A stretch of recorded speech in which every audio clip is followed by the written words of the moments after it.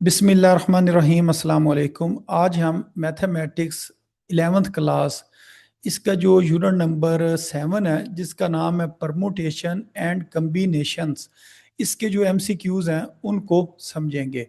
अच्छा, जो सबसे पहला एमसीक्यूज है ये लिखा हुआ है द फादर ऑफ परमुटेशन। जो परमुटेशन का जो फादर किस साइंसदान को ना कहा जाता है, कौन सा मैथमेटिशियन है जिसको फादर ऑफ परमुटेशन कहा जाता है। तो ये हमारे पास बुक मौजूद है फर्स्ट ईयर की। तो इसके अंदर अगर आप देखें, जहाँ ये चैप्टर नंबर 7 स्टार्ट हो रहा है ना, परमुटेशन एंड कम्बिनेशन, इसकी हिस्ट्री इस जगह पर दी हुई है। तो ये देखें, इधर लिखा हुआ है फादर ऑफ परमुटेशन। इसके जो फादर हैं वो क्या हैं जी, लोविस काशी जो है ना इसके फादर हैं। तो इधर अगर हम देखें तो ये ऑप्शन ए जो है ना ये इसका दुरुस्त आंसर है। तो ये आपकी ना बुक में से इन्होंने चंद जो साइड पर इंफॉर्मेशन दी होती है वहां से इन्होंने ये एमसीक्यूज बनाया हुआ है। अच्छा, जो नेक्स्ट है क्वेश्चन वो ये है द फाउंडर ऑफ मॉडर्न कम्बिनेटरिक्स जो है ना वो किसको कहा जाता है। तो ये भी इस जगह पर ना इसी बॉक्स के अंदर ना ये इन्होंने दिया हुआ है कि जो पास्कल और लेबनीज है इनको हम कहते हैं ये फाउंडर है ऑफ मॉडर्न कम्बिनेटरिक्स जो है ना इसके ये फाउंडर है। तो इसका ये ऑप्शन है, ये अगर आप इधर देखें तो इस जगह पर ये इसकी ऑप्शन दी हुई है। ठीक है, तो इसका जो आंसर आएगा ये क्या आएगा, पास्कल और जो लेबनीज है ये इसके मॉडर्न जो कम्बिनेटरिक्स है इसके ये फाउंडर है। अच्छा, उसके बाद ये लिखा हुआ है द फिक्टोरियल नोटेशन। जो फिक्टोरियल की नोटेशन है, जो इस तरह हम लिखते हैं यूं लाइन सी लगा कर नीचे एक डॉट सा लगा देते हैं, वाज इंट्रोड्यूस्ड बाय, ये किसने इंट्रोड्यूस करवाई थी, उसका नाम क्या है। क्या वो लेबनीज है या पास्कल है या क्रिश्चियन क्रैम्प है या लोविस काशे है, कौन से है। इसका हमने ना जो बुक है उसके ऊपर से इसका आंसर ना देखना है। तो इसकी जो ये इंफॉर्मेशन है ये देखें इस जगह पर दी हुई है। जो फिक्टोरियल की नोटेशन है ना ये इंट्रोड्यूस करवाई थी क्रिश्चियन क्रैम्प जो है ना इसने ये इंट्रोड्यूस करवाई थी। तो इसका जो आंसर है ना ये ऑप्शन नंबर ए है।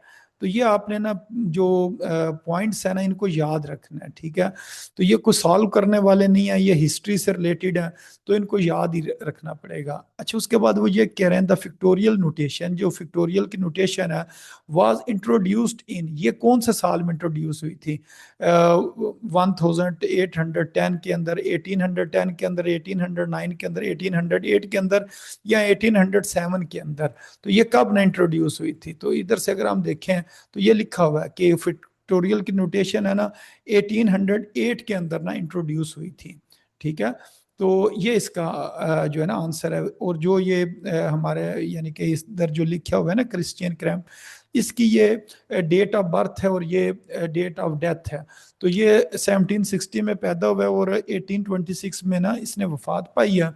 और इसकी जो इसने जो फिक्टोरियल की नोटेशन इंट्रोड्यूस करवाई थी वो 1808 में करवाई थी। तो ये इसका ना आंसर है, 1808 इसका आंसर है। तो ये सारी जो चीजें हैं ना ये याद रखने वाली हैं, इनको आपने ना याद ही रखना है। अच्छा, अब जो क्वेश्चन है ना ये सॉल्व करने वाले हैं। अच्छा, जो एन का फिक्टोरियल होता है इसको हम किस तरह लिख सकते हैं, जिस तरह अगर हमारे पास हो ना 5 का फिक्टोरियल तो उसको हम क्या लिखते हैं, 5 का फिक्टोरियल को यूं लिखा जा सकता है 5 और उसके बाद उससे जो कम नंबर होता है उससे कम नंबर कौन सा है 4, फिर इसको हम 3 2 1 इस तरह करके लिखते हैं। अगर हम चाहे ना किसी जगह पर भी इसको रोक सकते हैं, मतलब 5 के बाद अगर इसको हम 4 के ऊपर रोकना चाहे ना तो उसके आगे हम यूं फिक्टोरियल लगा देते हैं। इसी तरह अगर हमारे पास n का फिक्टोरियल है इसको हम क्या लिखेंगे, n से एक कम करेंगे तो वो बन जाएगा n-1। तो इस जगह पर हम इसका फिक्टोरियल लगा कर ना रोक सकते हैं, जिस तरह 5 और 4 का फिक्टोरियल लिखा जा सकता है इसी तरह एन के फैक्टोरियल को एन और n-1 लिखा जा सकता है, यानी कि n-1 का फैक्टोरियल। तो ये जो इसकी ऑप्शन है ना ये इसकी दुरुस्त ऑप्शन है। अच्छा, फिर वो ये कह रहे हैं जो NPR है इसके अंदर व्हेन आर जो है ना वो less than equal to N होना चाहिए, यानी कि जो आर की वैल्यू है वो एन के इक्वल हो या एन से छोटी होनी चाहिए। तो एन पी आर किसके बराबर होता है, ये भी फार्मूला, इसको आपने याद रखना है। इसके अंदर जो ऊपर टर्म होती है ना उसका फिक्टोरियल लेते हैं, फिर ऊपर वाली टर्म माइनस नीचे वाली टर्म का फिक्टोरियल लेते हैं, यानी कि ये इसका दुरुस्त ऑप्शन है, एन पी आर का एन का factorial divided by n minus r का फिक्टोरियल। अच्छा, फिर ये भी ना अक्सर क्वेश्चन पूछा जाता है, जी बताएं जीरो का फिक्टोरियल किसके इक्वल होता है। तो जीरो का फिक्टोरियल ना वन के इक्वल होता है। अब ना अक्सर स्टूडेंट ये क्वेश्चन करते हैं ये वन के इक्वल किस तरह होता है, इसको ना प्रूव करें। तो ये मैं आपको ना अभी प्रूव करके दिखाता हूँ। तो इनको ना अभी प्रूव करते हैं कि वन का फिक्टोरियल जो है ना, यानी कि जीरो का फिक्टोरियल ना वन के इक्वल ना किस तरह होता है। तो इसको मैं इधर ना आपको सॉल्व करके दिखाता हूँ कि जो जीरो का फैक्टोरियल है ना वो वन के इक्वल किस तरह।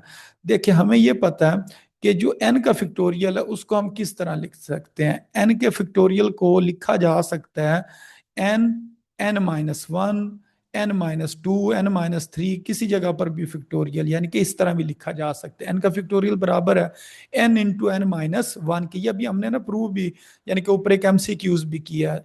ये वाला एन का फैक्टोरियल किसके बराबर है, n into n minus one के इक्वल है।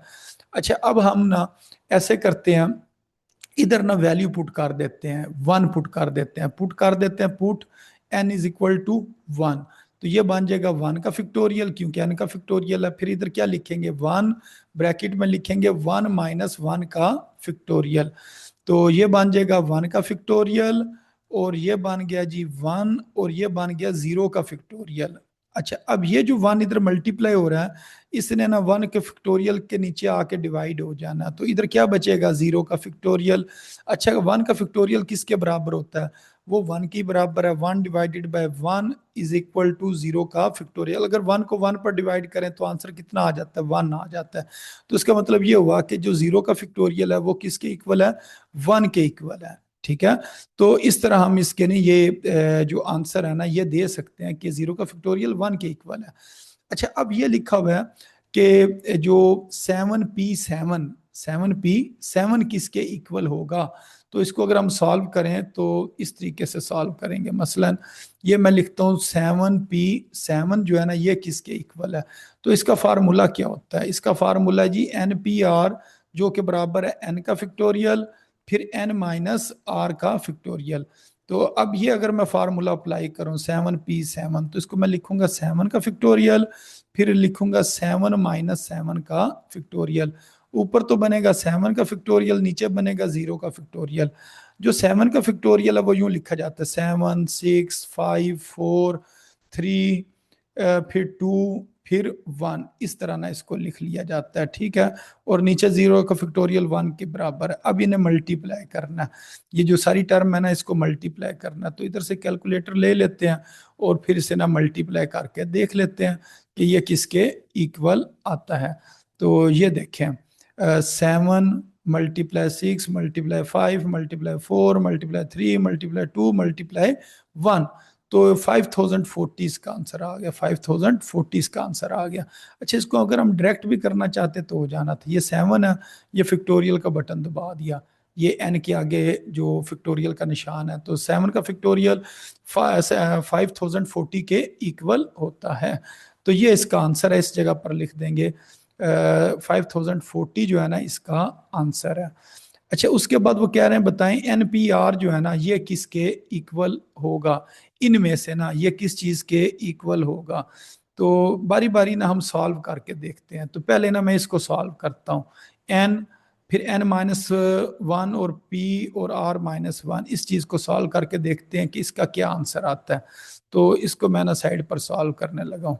तो इधर मैं सॉल्व कर लेता हूँ। ये जो फर्स्ट ऑप्शन इन्होंने दी हुई है ना वो दी हुई है एन, फिर इधर पी लिखा हुआ है, और इसके ऊपर उन्होंने क्या लिखा हुआ है वो देख लेते हैं जी। इसके ऊपर इन्होंने जो चीज लिखी हुई है वो लिखा है एन माइनस वन और नीचे आर माइनस वन, यानी कि एन माइनस वन और आर माइनस वन, ऊपर एन माइनस वन नीचे आर माइनस वन। अब इसे सॉल्व करते हैं कि इसका आंसर क्या आता है। एन को तो एन नहीं लिखा रहने देंगे, इसको क्या लिखेंगे, ऊपर वाली रकम का फिक्टोरियल, और नीचे क्या करेंगे, ऊपर वाली रकम माइनस नीचे वाली जो रकम है ना इन दोनों रकमों का फैक्टोरियल। तो ये हमने ना NPR का फार्मूला अप्लाई कर दिया।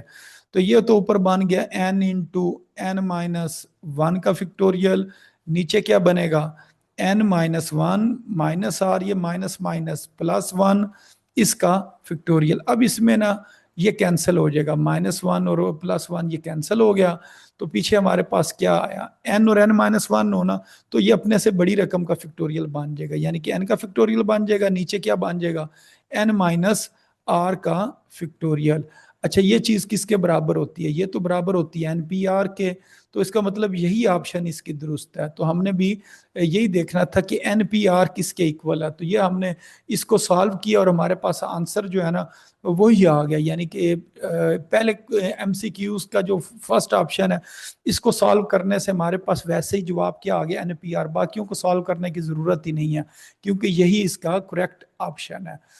अच्छा, उसके बाद ये लिखा हुआ है NP3 ये बराबर है 504 के। The value of n, value of n किसके इक्वल होगी।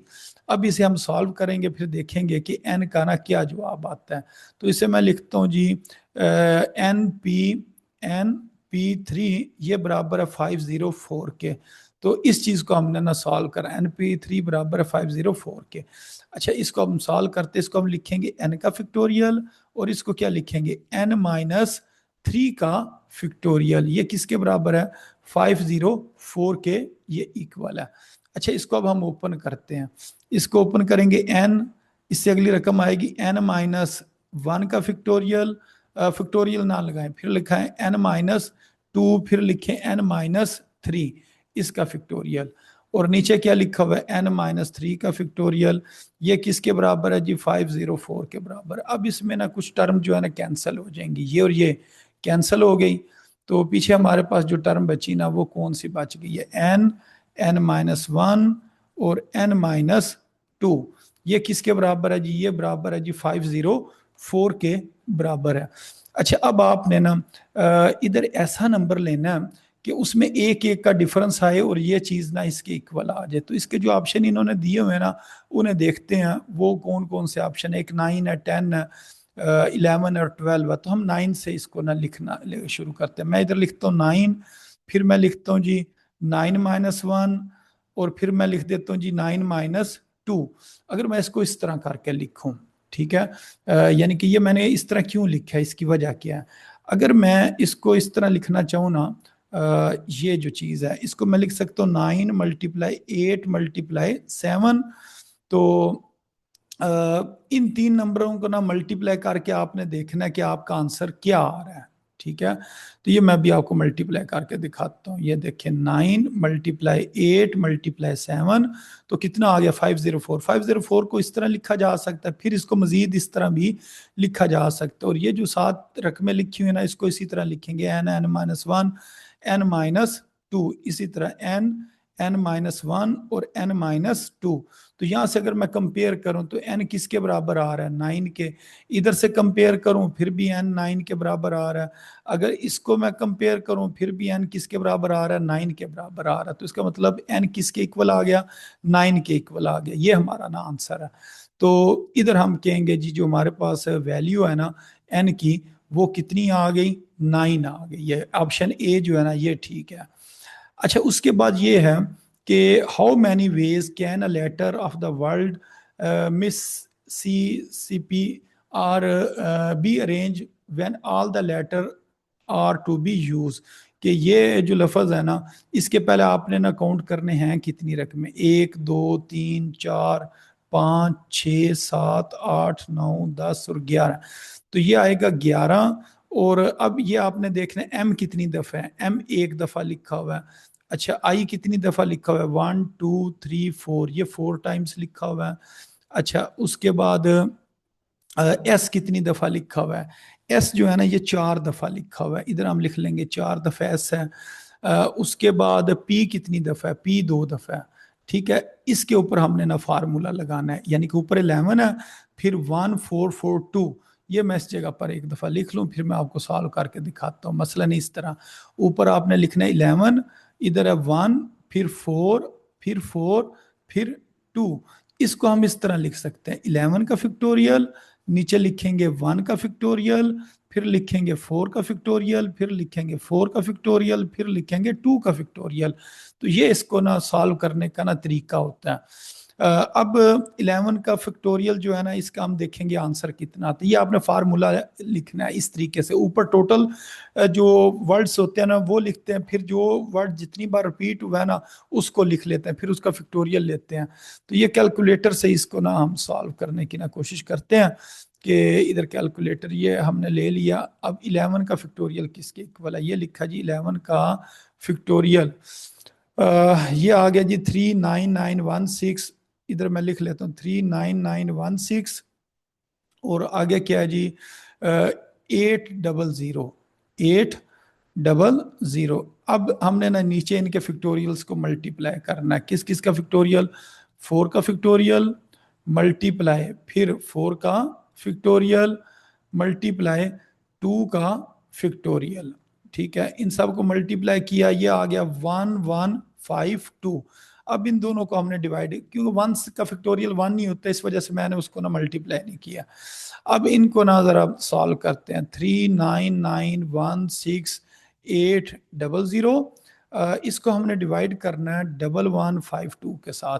तो ये आ गया जी 343650, 34 यानी कि 34,650 इसका आंसर आ रहा है। अब इधर देखते हैं ऐसी कोई ऑप्शन है, ये देखें 34,650 यानी कि 34,650 तरीकों से ना इन जो वर्ड्स हैं उनको रीअरेंज करके ना नए वर्ड्स जो है ना वो बनाए जा सकते हैं। अच्छा, अब ये आ गया जी क्वेश्चन नंबर 12 आ गया, एनसीआर किसके इक्वल है, ये आपने याद रखना है। इसका फार्मूला क्या होता है, ऊपर वाली का फैक्टोरियल नीचे वाली टर्म का फैक्टोरियल, ऊपर वाली रकम माइनस नीचे वाली रकम का फैक्टोरियल। ये इसका दुरुस्त ऑप्शन है, ये ठीक है। अच्छा, फिर ये है जी क्वेश्चन नंबर 13। इसके अंदर कह रहे हैं the number of diagonals of 6 sided figure, के 6 साइडेड फिगर है उसके नंबर ऑफ डायगनल जो है ना वो आपने मालूम करने हैं। अच्छा, इसका फार्मूला क्या, डायगनल मालूम करने का, इसका फार्मूला होता है NC2 - N, NC2 - N। तो इधर हमारे पास जो है ना 6 साइडेड फिगर है, तो इधर हमारे पास n जो है ना वो 6 के बराबर है।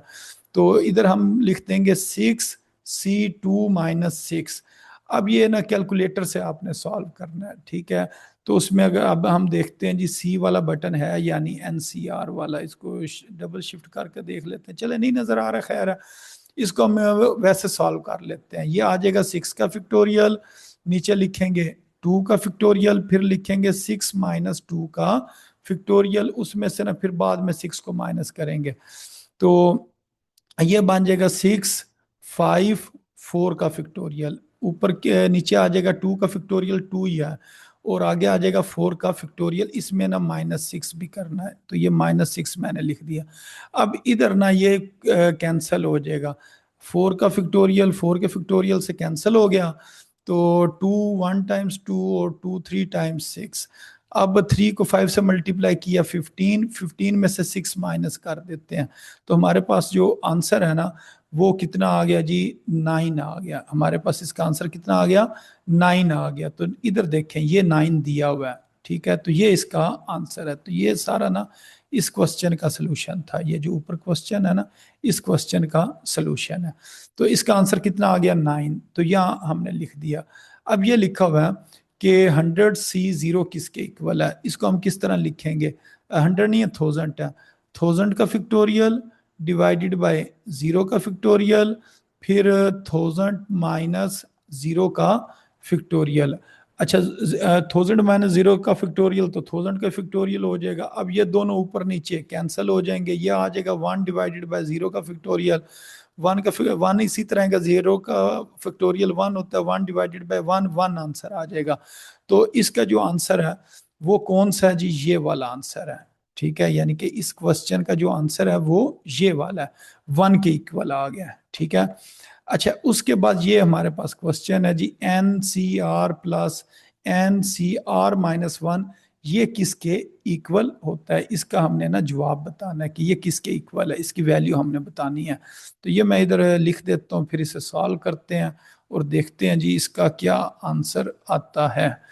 तो ये लिखा हुआ है जी एन सी आर प्लस, और प्लस में क्या लिखा हुआ है, n C r minus one, n C r minus one, और बताना है इसका आंसर क्या आता है। इसको अब सॉल्व करके देख लेते हैं। ये आएगा जी ऊपर वाले का फिक्टोरियल, नीचे वाले का फिक्टोरियल, ऊपर वाली रकम माइनस नीचे वाली रकम का फिक्टोरियल। ठीक है, इसके ऊपर भी एन है, इसके ऊपर भी एन है। ठीक है, अच्छा अब इसको अब मैं लिखता हूँ। इसका आंसर आएगा जी ऊपर वाले का फिक्टोरियल, नीचे वाली रकम का फिक्टोरियल, फिर हम लिखेंगे ऊपर वाली रकम माइनस नीचे वाली रकम, इसका फिक्टोरियल। ठीक है, तो अब इसके अंदर ना इसको पहले सिंप्लीफाई करते हैं। एन का फिक्टोरियल, आर का फिक्टोरियल, एन माइनस आर का फिक्टोरियल प्लस, इधर आएगा एन का फिक्टोरियल, आर माइनस वन का फिक्टोरियल, और ये बन जाएगा n minus r plus one का फिक्टोरियल। अच्छा, इसमें ना आपने एक बात याद रखनी है, आपने ना नीचे से दो टर्म्स ओपन करनी है। कौन कौन सी? ये जो किनारों पर है, निचली साइड पर जो किनारों पर है, इस टर्म को और इस टर्म को आपने ओपन करना है। ठीक है, ये दो टर्म जो साइडों पर है, नीचे और साइडों पर, दरमियान वाली ओपन नहीं करनी है। ये ही इसका ट्रिक है। अगर आपने नीचे वाली और साइडों वाली टर्म को ओपन किया ना, फिर ये क्वेश्चन सॉल्व हो जाएगा। वो किस तरह, ये देखें, ऊपर वाली टर्म को ना इसी तरह लिखा रहने दे, एन का फिक्टोरियल, ये नीचे क्या है, एन माइनस आर का फिक्टोरियल, इसको भी मैं इसी तरह ही लिख रहा हूँ, और इधर आर माइनस वन का फिक्टोरियल इसी तरह। अब इसको मैं ओपन करता हूँ, ये जो आर है ना, ये बनेगा आर, आर माइनस वन का फिक्टोरियल। इसको ओपन करेंगे ना, ये बनेगा n minus r plus one. इससे अगली रकम क्या होगी? इससे अगली रकम होगी n minus r plus one और माइनस वन। ये दोनों ना कैंसिल हो जाएंगे। जब ये कैंसिल होंगे ना, तो इधर सिर्फ बचेगा एन माइनस आर, इधर सिर्फ आएगा एन माइनस आर का फिक्टोरियल। अच्छा, अब आपने ना कॉमन निकाल लेना। फिक्टोरियल वाली जो टर्म्स हैं इन्होंने कॉमन आ जाना है। ये आएगा जी एन का फिक्टोरियल, आर माइनस वन का फिक्टोरियल, एन माइनस आर का फिक्टोरियल, ये कॉमन आ जाएगा। पीछे हमारे पास बचेगा वन ओवर आर, इधर बचेगा one over n minus r plus one. ये हमारे पास ना टर्म्स इधर बचेंगी। बाकी ये एन का फिक्टोरियल, आर माइनस वन, ये सारी टर्म्स ना बाहर आ जाएंगी। अच्छा, इसकी मैं थोड़ी सी इधर जगह बना लूं इसको सॉल्व करने के लिए, क्योंकि यहाँ इसकी ना थोड़ी सी जगह कम है। फिर इसे सॉल्व करते हैं। अच्छा, ये इधर ना हम क्वेश्चन सॉल्व कर रहे थे। एक मिनट, इसको जरा मैं देख लूं जी किस जगह पर कर रहे थे। ये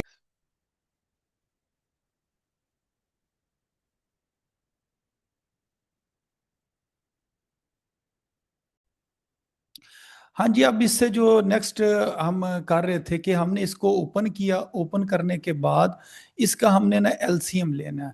तो जब हम इसका एलसीएम लेंगे, तो ये हमारे पास कौन कौन सी वैल्यू आ जाएगी? एन का फिक्टोरियल, आर माइनस वन का फिक्टोरियल, एन माइनस आर का फिक्टोरियल। अब इसका हम एलसीएम लेते हैं। इसका एलसीएम में ना ये दोनों टर्म्स आ जाएंगी, आर आ जाएगा, एन माइनस आर और प्लस वन आ जाएगा। अब ये वाली टर्म इस साइड पर आ जानी है, n minus r plus one, और ये जो आर है ना, इसने इस साइड पर आ जाना है। ये जो आर है, इसने इस साइड पर आकर ना प्लस आर हो जाना है। अब ये दोनों कैंसिल हो जाएंगे। ठीक है, अब इसको ना थोड़ा सा आपने रीअरेंज करना है।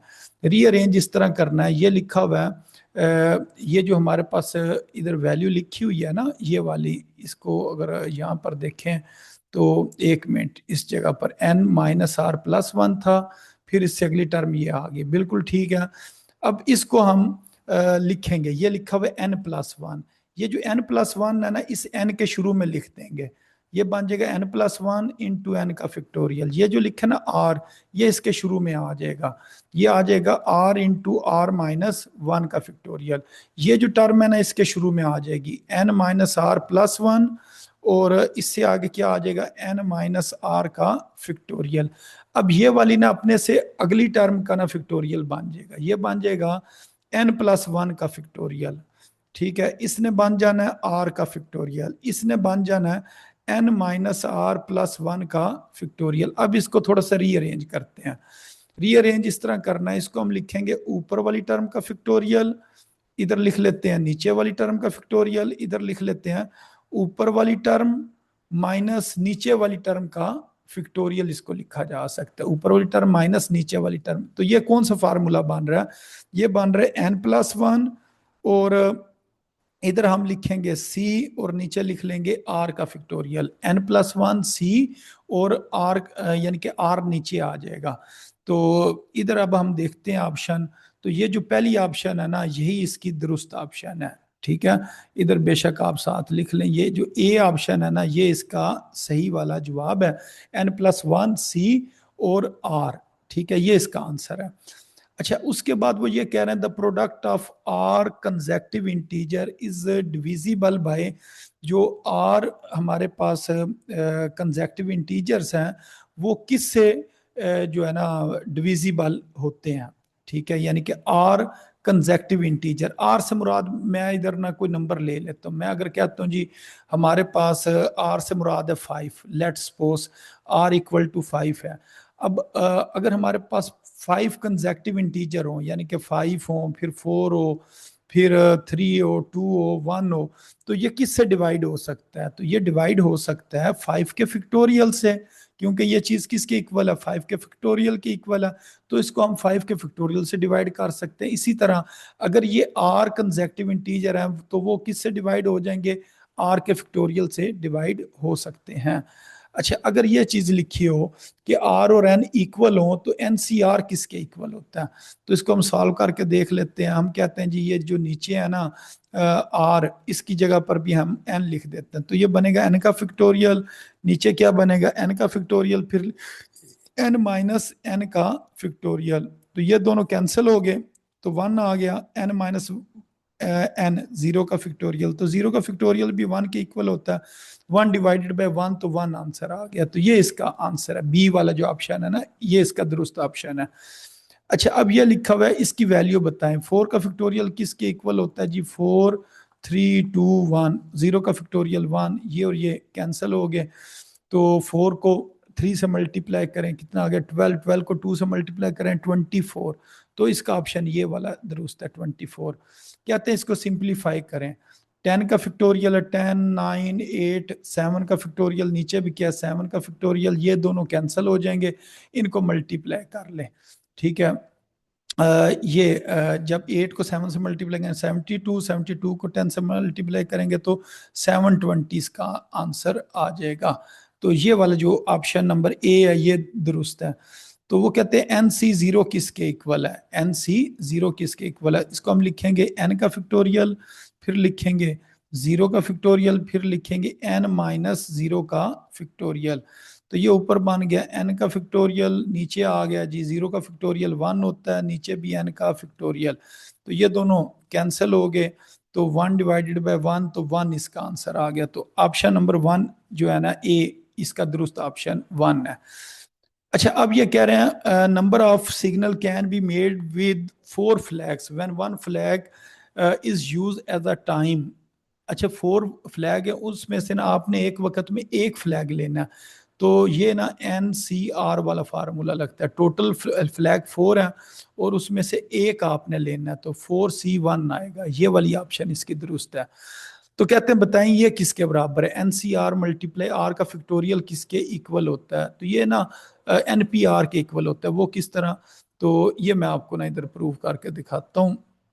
इधर मैं लिख देता हूँ जी, ये देखें एन सी आर, इसका फार्मूला क्या है, ऊपर वाले का फैक्टोरियल, फिर नीचे वाली रकम का फैक्टोरियल, ऊपर वाली रकम माइनस नीचे वाली रकम का फैक्टोरियल, ये जो टर्म है ना इधर डिवाइड हो रही है, इधर आकर मल्टीप्लाई हो जाएगी, ये बन जाएगा आर का फैक्टोरियल, आगे आ जाएगा एन सी आर, ये बराबर आ जाएगा एन का फैक्टोरियल एन माइनस आर का फैक्टोरियल।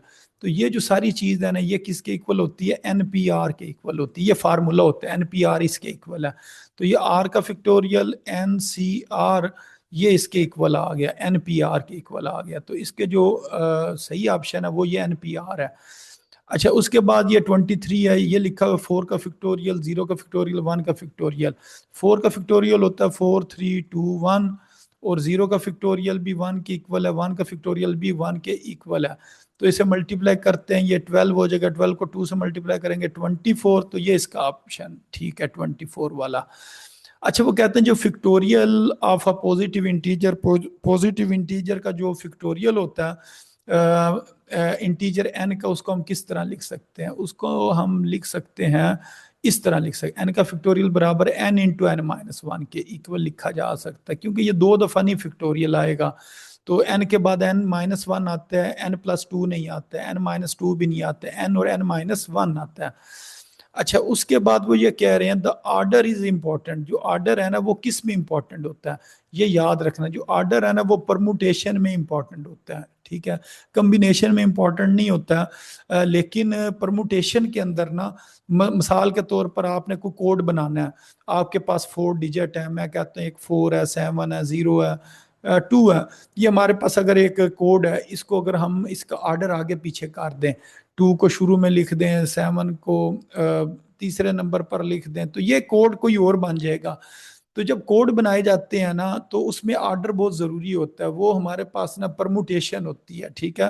तो ये आपने याद रखना है कि वो हमारे पास क्या होती है जी, परमुटेशन होती है। तो उसके अंदर ऑर्डर जो है ना वो इंपॉर्टेंट होता है।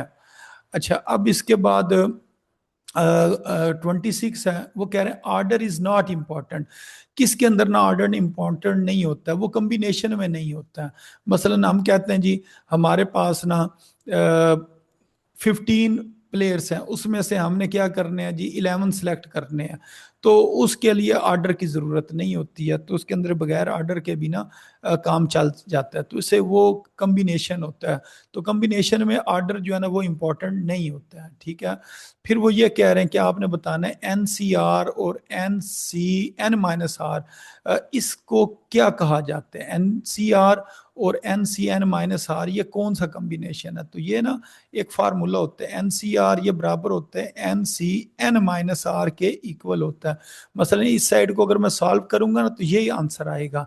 तो इसका नाम होता है कंप्लीमेंट्री कम्बिनेशन। इसको क्या कहते हैं? कंप्लीमेंट्री कम्बिनेशन का ना इसको नाम दिया जाता है। तो इधर मैं आपको दिखा भी देता हूँ, ये यूनिट नंबर 7 है, इसके अंदर देखते हैं, ये इधर किसी न किसी जगह पर ना लिखा होगा कि ये कौन सा जी, कंप्लीमेंट्री कम्बिनेशन के ये इक्वल होता है। तो इसको यहाँ से ढूंढ लेते हैं, ताकि ये आपको क्लियर भी हो जाए कि ये किस जगह पर लिखा हुआ है। तो ये इंतहाई आसान क्वेश्चन थे, कोई इतने ये मुश्किल नहीं थे। तो थोड़ा सा अगर आप इसको समझ के करेंगे तो ये बड़े आसानी से ना सॉल्व किए जा सकते हैं, ठीक है। तो बस वो लास्ट वाली हम ऑप्शन ज़रा ढूंढ रहे हैं, वो ज़रा मिल जाए तो फिर ये हम ना इसको कंप्लीट कर देते हैं, क्योंकि ये इसके ना कुछ फार्मूले वगैरह होते हैं, ये इधर लिखे हुए हैं। और सिर्फ अभी हमने ना जो फार्मूला ना जो अभी हम देख रहे हैं, इधर से एक मिनट चेक कर लेते हैं, ये भी आ जाता है, इधर ही किसी जगह पर होगा। ये जिस तरह ये लिखा हुआ है कंप्लीमेंट्री कम्बिनेशन, जो कंप्लीमेंट्री कम्बिनेशन है वो किसके बराबर होता है? एन सी आर, ठीक है, और ये इक्वल होते हैं n C n minus r के इक्वल होते हैं। इसका नाम क्या है जी? Complementary combination. तो ये हमारे पास इसका ना, आप ये वाला पहली वाली जो ऑप्शन है ना, ये दुरुस्त ऑप्शन है। तो इस तरह ये जो क्वेश्चन थे इन्होंने सॉल्व होना था। तो उम्मीद है आपको इन क्वेश्चन की समझ आ गई होगी। तो अपनी दुआओं में याद रखें। अस्सलाम वालेकुम रहमतुल्लाहि व बरकातहू।